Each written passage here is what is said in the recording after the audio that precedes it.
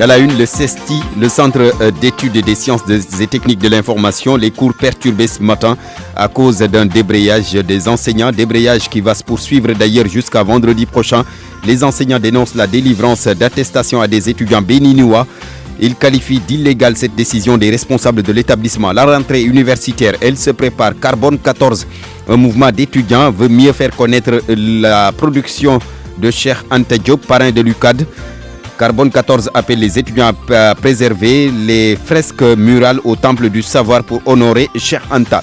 Le bilan à mi-parcours de la campagne Octobre Rose, le mois dédié à la lutte contre le cancer du sein et du col de l'utérus.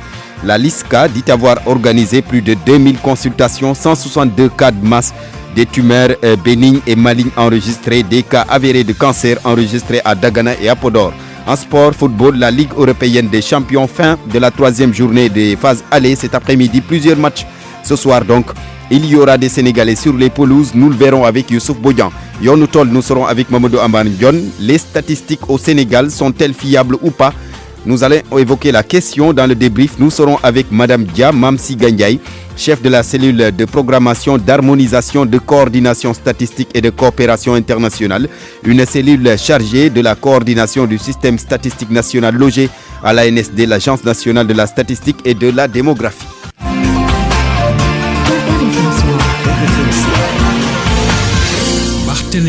Amadindia est à la technique, mesdames, messieurs, bonsoir, bienvenue. D'abord, ce sit-in des agents de l'hôpital de Richard Toll, les blouses blanches réclament le paiement de leur salaire du mois de septembre et leur prime de motivation.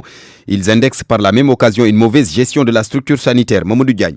L'hôpital de Richard Toll est dans l'agonie, arborant des brassards rouges sous le chaud soleil. Les blouses blanches ont assiégé la cour de la structure hospitalière et réclament le salaire du mois et les retards constatés sur les primes de motivation depuis des mois. Babacar Gaye, secrétaire général adjoint SUTSAS EPS Richard Toll. Depuis hier, nous observons un mode de sitting pour réclamer nos dus, c'est-à-dire les salaires. Jusqu'à présent, les salaires ne sont pas payés. Les motivations, on a réduit les motivations jusqu'à 10%. Jusqu'à présent, c'est pas payé. On avait un accord avec la direction qu'au plus tard le 20 de chaque mois, on doit payer les motivations à 10%. Même aussi les sécurité sociale, il nous doit presque 2 trimestres. Jusqu'à présent, l'hôpital n'a pas payé les salaires. C'est le mois de septembre jusqu'à présent, on n'a pas payé. Les primes de responsabilité et de logement, on nous doit presque 8 mois de primes de responsabilité et de salaire. Les primes de motivation, il nous doit presque 10 mois de primes de motivation. Autre problème soulevé par les agents, la pauvreté en approvisionnement en médicaments. La seule solution, se rabattre sur les pharmacies du coin, ce qui est anormal selon Babacar Gaye. Il y a 2 ans, le labo ne fonctionne pas à 100%, la pharmacie c'est pareil. Tous les patients achètent leurs médicaments à l'extérieur. Et même les analyses, ça se fait au niveau du clinique Gaye. Face au mutisme du directeur de l'hôpital, selon ces professionnels de la santé, celui-ci est absent des lieux depuis plus de 20 jours. Ces derniers comptent paralyser le système sanitaire dès aujourd'hui, et ce, avec la collaboration des médecins, si toutefois la situation perdure. Mamadou Diagne, Richard Toll, Radio Futur Média. Toujours dans le domaine de la santé, avec le bilan à mi-parcours de la campagne de lutte contre le cancer du sein et du col de l'utérus. 2000 consultations ont été réalisées à travers le pays selon la Ligue sénégalaise contre le cancer.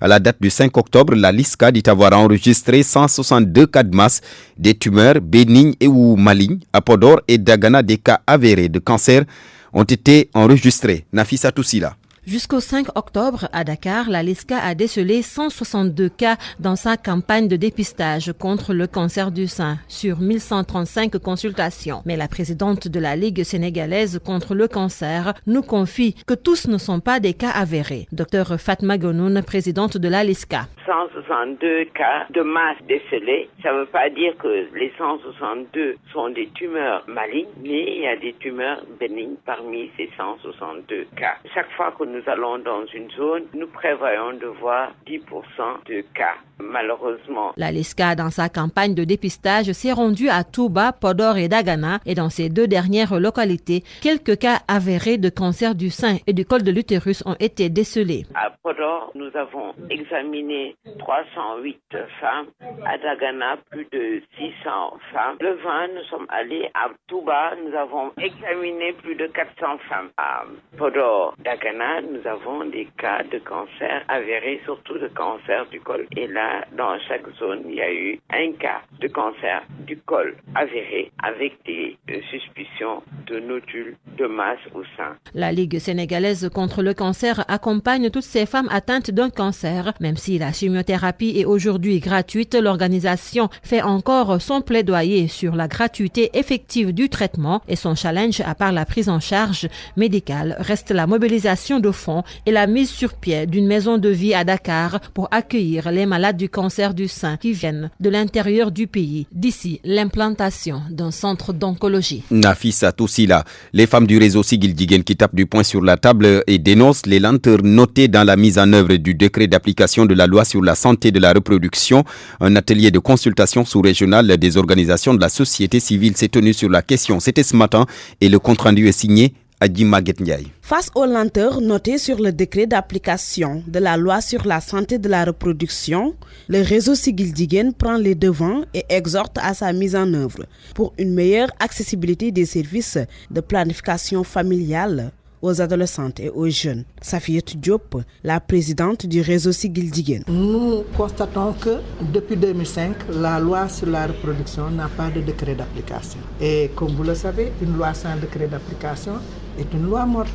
La société civile sénégalaise qui comprend parfaitement son rôle d'accompagnement, de contribution à l'État pour régler les gaps et les goulots d'étranglement qui se posent sur la mise en œuvre des programmes, a pris ses responsabilités depuis 2016 pour appuyer l'État du Sénégal pour régler cette question de décret d'application. Votée depuis 2005, la loi sur la santé de la reproduction mérite d'être appliquée selon les acteurs de la santé. Demander à la jeunesse elle-même, toutes les organisations de jeunesse ici présentes, aux femmes et à la société civile, de voir exactement comment nous pouvons nous identifier d'abord les gaps sur le chemin du bilan du cœur et comment nous préparer à avoir un meilleur plaidoyer de retour du cœur. Des discussions vont être menées pour un partage des stratégies innovantes entre le Sénégal, la Guinée et le Mali. Les conclusions seront portées à la conférence internationale à Nairobi, prévue en novembre prochain. RFM, la radio de toute l'actualité. Et puis je vous l'annonçais tantôt, les enseignants du CESTI qui ont entamé, qui ont en tout cas perturbé les cours ce matin avec un débrayage de 72 heures. Un débrayage donc qui va se poursuivre jusqu'à vendredi. Ils dénoncent la délivrance d'attestations à des étudiants béninois dans l'illégalité. Ce débrayage a eu des conséquences puisque les soutenances des étudiants de la 47e promotion de l'école de journalisme n'ont pas pu se terminer. Nous écoutons là-dessus le secrétaire général de la section SAS du CESTI, Mounirou Kamara, au téléphone avec Fatima Tali. C'est un débrayage de 72 heures relatif à l'affaire des 52 attestations délivrées à des journalistes béninois au mois de juillet, le 24 juillet 2019 au Bénin. Déjà en juillet, on avait évoqué donc, là, la question. Ensuite, il y a eu les vacances. Donc là, on reprend plus ou moins donc, là, la lutte, le combat syndical. Après avoir adressé donc, là, deux courriers donc, au recteur. Un premier courrier donc, là, qui lui avait été adressé le 25 juillet et une lettre de relance donc, là, le 10 juillet pour attirer son attention sur les dysfonctionnements notés dans cette formation offerte aux étudiants béninois. C'est le combat syndical, mais nous, dans notre logique, on n'est pas en train de porter atteinte donc, aux intérêts des étudiants. Mais la stratégie syndicale étant, donc, on essaie de voir un peu les moyens qui sont à notre disposition, qui nous permettent donc là plus ou moins d'inciter donc, les autorités à prendre en charge cette question-là de façon efficiente et efficace. Mais nous n'avons nullement aucun intérêt donc là plus ou moins à gâcher, donc là plus ou moins à considérer les étudiants comme des adversaires. Au contraire, ce sont nos étudiants. Donc, mais il y a des questions de principe sur lesquelles donc, la section CESTI ne transige pas. Toutes les questions de transparence, de réduction des comptes, pour nous, donc là, c'est important. Les responsables du CESTI ne veulent pas, pour le moment, se prononcer sur ce débrayage décrété par les enseignants du CESTI. Nous restons à l'université pour parler de la rentrée universitaire qui se prépare. Carbone 14, c'est un mouvement d'étudiants qui veut faire connaître davantage la production de Cheikh Anta Diop, parrain de l'UCAD. Carbone 14 appelle les étudiants à préserver les fresques murales au Temple du Savoir pour honorer le parrain de l'université, Koumba Sandiane Faye. allez vous former et revenez me contredire. Mais que ça reste dans une objectivité scientifique et dans une neutralité axiologique. Je pèse bien mes mots. Halte à tout détracteur du professeur Cheikh Anta Diop, figure de la science et de la négritude. Salou Diop est le chargé de la communication du mouvement Carbone 14. Nous, on lance un message très clair et concis, que ça ne soit pas considéré aussi d'un côté comme de l'autre, que des gens, que des profondeurs, pour reprendre le propos d'un ami, tapis sur l'ombre, se permettent aujourd'hui de lancer des pics au professeur Cheikh Anta Diop. Nous, on dit non, qu'il valorise la critique. Le professeur méconnu des étudiants, le mouvement s'en désole et compte s'y mettre pour que Cheikh Anta Diop soit ancré dans le cœur de chaque étudiant. À travers sa production intellectuelle, celle-ci même doit être intégrée dans le programme universitaire. On organise aussi des expositions et des visites guidées où on va aujourd'hui, on va faire sortir plus ou moins la production intellectuelle de Cheikh Anta dans son laboratoire pour l'exposer au grand public, permettre à tout le monde de voir. Les étudiants, ils veulent savoir, mais ils n'ont pas cette curiosité d'esprit. Des fresques murales à l'honneur de Cheikh Anta campent le décor à l'entrée du campus universitaire. Le mouvement décortique le message. De l'autre côté, on a la couleur jaune qui veut dire que le fruit aujourd'hui est mûr. Un article, il y a la lettre et il y a l'esprit. Nous, on considère que depuis 1986, il y avait la lettre, mais il n'y avait pas l'esprit de Cheikh Anta Diop. Alors les fresques murales sont un début. Le mouvement veut aussi que le 7 février, jour de commémoration du décès du professeur, soit considéré comme une date spéciale dans l'agenda universitaire. RFM Sport. Le sport, bonsoir et bienvenue Youssouf Boyan. Merci à vous Barthélémy Ngoma. Nous démarrons avec la Ligue des Champions, la suite et fin de la troisième journée. Les matchs donc ont démarré avec avec Leipzig qui mène au score face au Zénith 2-1. À l'instant également, Ajax-Chelsea, 0 partout. Un peu plus tard, à 19h, Salzbourg reçoit Naples de Kalidou Koulibaly. Et puis Benfica Olympique Lyonnais, le match également est prévu à 19h. Lyon qui va jouer son premier match en Ligue des Champions avec son nouvel entraîneur Rudy Garcia. Slavia Praha va jouer contre l'FC Barcelone. Inter Dortmund, Lille, après donc 2 défaites d'affilée, va affronter les Espagnols de Valence. Genk Liverpool de Sadio Mané, des matchs prévus à 19h. Nous y reviendrons donc avec les résultats de ces matchs en Afrique, la Ligue des Champions. Dernier tour préliminaire de la Ligue des Champions, donc avec ce match retard qui a été reprogrammé entre Zamalek et Génération Foot. Le match est prévu demain, jeudi, à 16h GMT. Il s'agit donc du match retour des préliminaires de la Ligue des Champions. À l'aller, l'équipe sénégalaise avait gagné par 2-1. Aujourd'hui, Génération Foot veut tout faire pour défendre son avance et décrocher une qualification historique. Sodacham. Tout est rentré dans l'ordre pour jouer cette manche retour entre Zamalek et Génération Foot, nous dit le directeur de la communication du club de Denis Biramdao. Talafal affirme que la CAF a respecté ses engagements. Et les garçons aujourd'hui se préparent, ils sont dans de bonnes conditions. Donc on a même reçu le commissaire du match hier accompagné d'un dirigeant du Zamalek. Donc aujourd'hui le moral est bon, le moral est au beau fixe comme on dit. On se prépare tout doucement à aller jouer ce match-là pour aller chercher une qualification. On sait tous que c'est sur le mental, sur l'engagement, la détermination que va se jouer ce match-là. C'est sur des détails aussi. Bon, on essaye tant bien que mal de leur inculquer tout ça pour leur faire comprendre qu'aujourd'hui, ils sont à un pas de marquer au moins l'histoire de Génération Foot. Revenu de la sélection locale, Hadim Diaw sait ce qui l'attend pour ce match retour. L'arrière gauche de Génération Foot reste optimiste pour atteindre l'objectif assigné. Il nous faut un bon mental et une lucidité pour pouvoir s'en sortir. On le sait, ce ne sera pas un match facile, mais si nous venons avec la même attitude que lors de la manche aller, on peut s'en sortir. Mais ce qui est sûr, c'est qu'on est conscient que ce match-là ne sera pas facile face aux Zamalek d'Égypte. N'empêche, on se battra pour en tout cas se sortir d'affaire, puisque notre objectif principal est d'intégrer la phase de groupe de la Ligue des Champions. Après avoir remporté la manche aller à domicile par 2-1, Génération Foot veut créer l'exploit en terre égyptienne ce jeudi. Le match est prévu donc à 16h Solacham. Et puis le Classico Barcelone-Real Madrid, la date est connue, la nouvelle date, le 18 décembre. Un match qui a été initialement prévu le 27 octobre, mais finalement donc reporté à cause des violences en Catalogne. Nous terminons avec le basketball, la NBA. La première journée se poursuit ce soir à 23h30. Les Wolves avec Gorgui Sy-Dieng qui joue les Nets, match prévu à 23h30 GMT. Entre autres matchs, les Bulls contre les Hornets, les Pistons qui vont jouer contre les Pacers, les Cavaliers contre les Magic, match prévu également à 23h. Notez qu'hier, les Lakers avec LeBron James ont perdu face aux Clippers 112-102. Les Raptors donc qui battent les Pélicans par 130-122. Merci beaucoup Youssouf Bodian. 18h15 Yonutol. Bonsoir Mamoudou Aman. Bonsoir et bienvenue. La campagne agricole dans le sud du pays, à Ziguinchor, les spéculations essentielles sont en phase de production.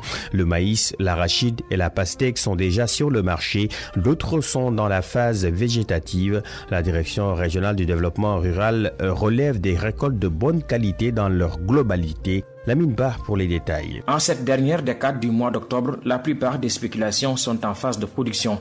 Il s'agit principalement de l'arachide, du maïs et de la pastèque, au moment où d'autres spéculations comme le manioc et le riz de plateau sont respectivement en phase de développement végétatif avancé et d'épiaison. Casimir Adrien Sambou est le directeur régional du développement rural de Ziguinchor. À la date d'aujourd'hui, il faut noter que, surtout pour ce qui concerne les premiers semis, on retrouve certaines, il y a des spéculations qu'on retrouve sur le marché, c'est que l'arachide, la pastèque, le maïs. Alors maintenant, il faut noter que pour les autres spéculations, le manioc, il est en phase de développement végétatif avancé, tubérisation par endroit. Le riz de plateau, en phase d'épiaison. Le riz de nappe, donc aussi, montaison et épiaison.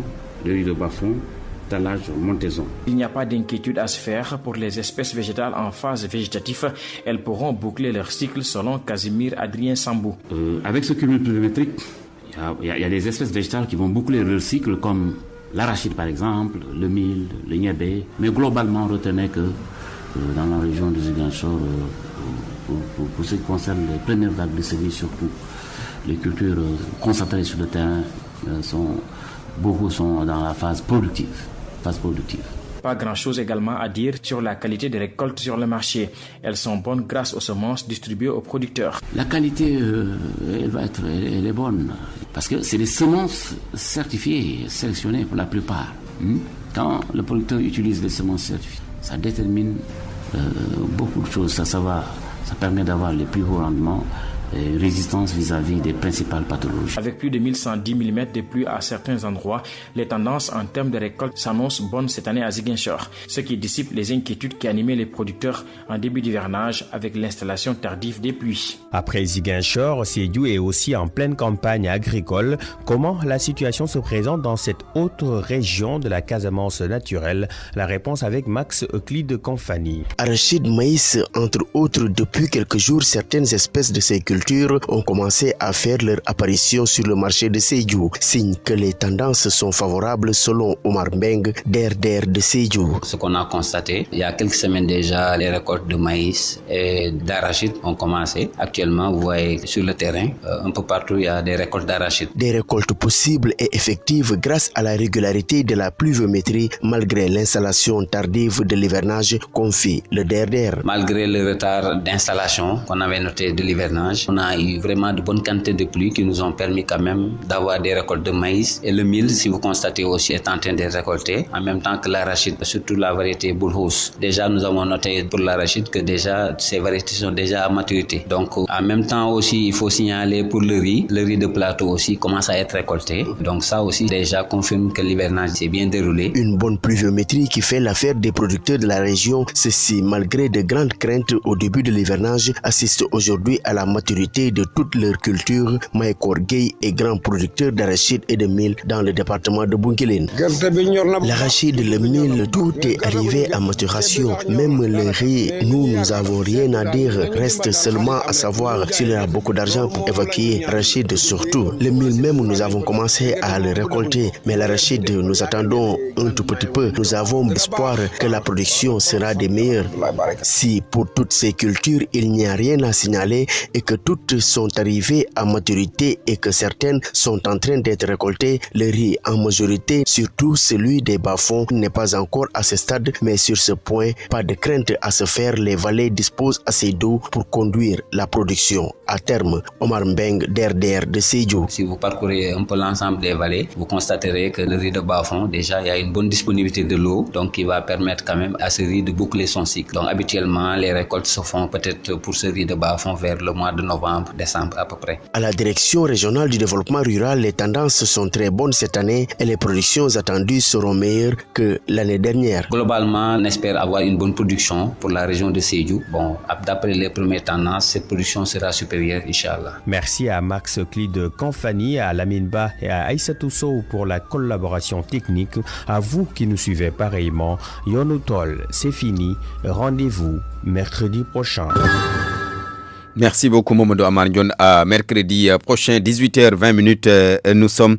on arrive maintenant au débrief de ce 18h. Nous sommes avec Madame Dia, Mamsi Gandiaye. Madame Dia, bonsoir. Bonsoir Barthélémy. Vous êtes chef de la cellule de programmation, d'harmonisation, de coordination statistique et de coopération internationale. Une cellule chargée donc de la coordination du système statistique national logé à la NSD, l'Agence nationale de la statistique et de la démographie. Avec vous, nous évoquons un peu le problème des statistiques au Sénégal. On a comme l'impression que les statistiques ne font pas l'unanimité. Elles sont parfois contestées par certains qui pensent qu'elles ne reflètent pas la réalité. D'abord, est-ce que ces contestations-là vous parviennent? Effectivement, Barthélémy, nous sommes à l'écoute des utilisateurs. Ces contestations nous parviennent et nous essayons, autant que possible, d'expliquer et de donner des raisons. Vous savez, dans nos pays, les utilisateurs n'ont pas la culture statistique. Tout le monde n'est pas en mesure de comprendre ce que c'est que le contenu et ce que disent les chiffres. Le statisticien, il ne peut pas créer des statistiques. Il recueille des informations au niveau des fournisseurs d'informations, il les traite et il donne le résultat. Si vous n'avez pas de bons inputs, de bonnes informations, là où vous recueillez les informations, vous ne pourrez restituer que ce que l'on vous a donné. D'abord, c'est un plaidoyer au niveau des fournisseurs d'informations. Il faut donner la bonne information. Ensuite, les méthodologies utilisées sont éprouvées, connues, vraiment éprouvées. C'est de bonnes méthodologies.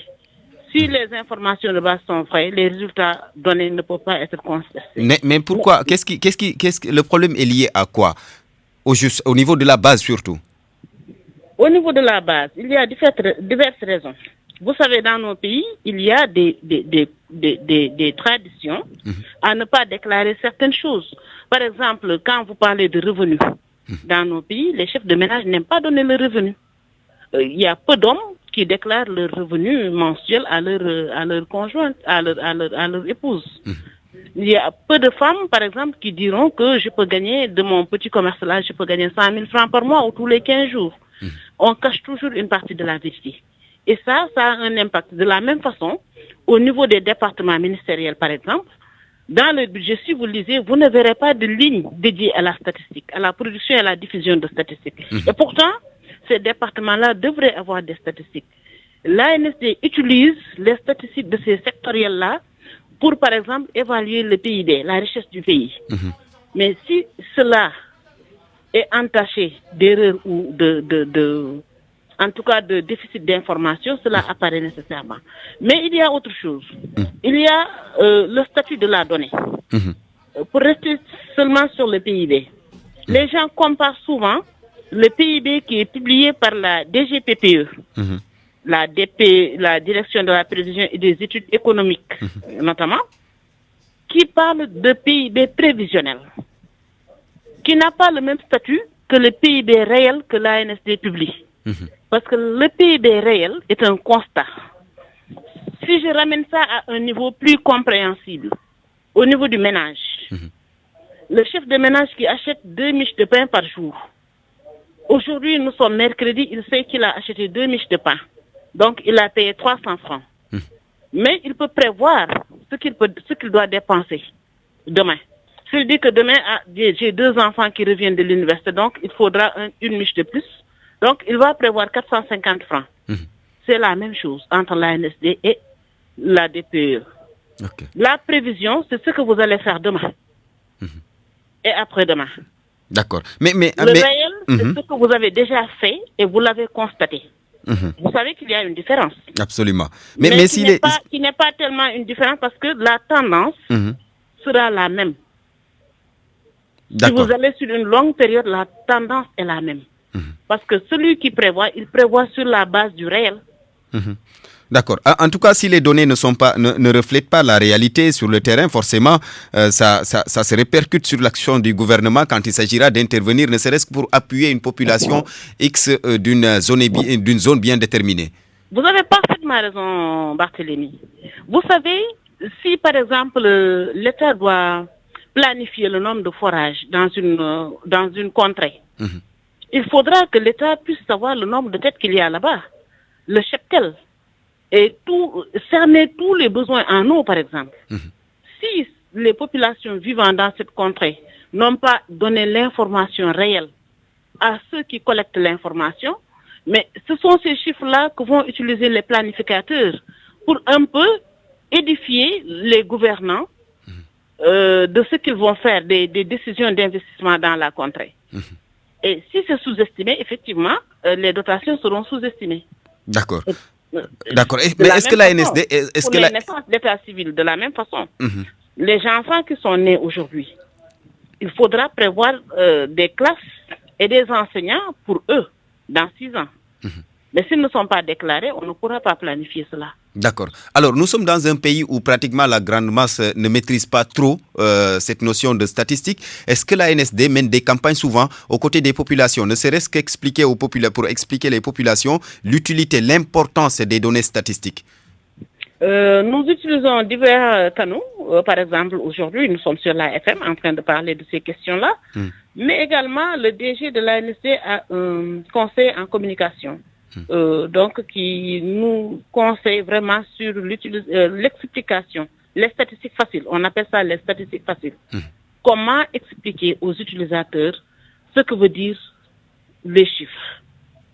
Vraiment, nous avons divers, selon la cible, nous utilisons une méthodologie pour communiquer, pour faire comprendre. Et vous avez les moyens de votre mission aussi? Les moyens, ça vraiment, vous avez touché du doigt le problème. Les moyens pour la statistique, c'est vrai que l'État fait beaucoup d'efforts, mais il nous faut encore davantage de moyens, parce qu'il nous faut des statistiques partout et en tout. Et les moyens, franchement, ça fait défaut. Ça fait défaut. Nous avons des partenaires, les partenaires au développement nous appuient. L'État également fait beaucoup d'efforts en termes de statistiques.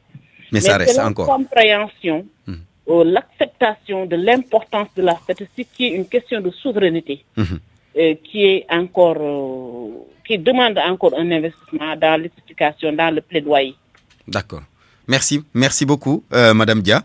Tout le plaisir est pour moi, Barthélémy. Merci, Madame Dia Mam Siga Ndiaye, chef de la cellule de programmation, d'harmonisation, de coordination statistique et de la coopération internationale, une cellule logée à l'Agence nationale de la statistique et de la démographie. C'était le débrief. Mesdames, Messieurs, merci à vous. C'est également la fin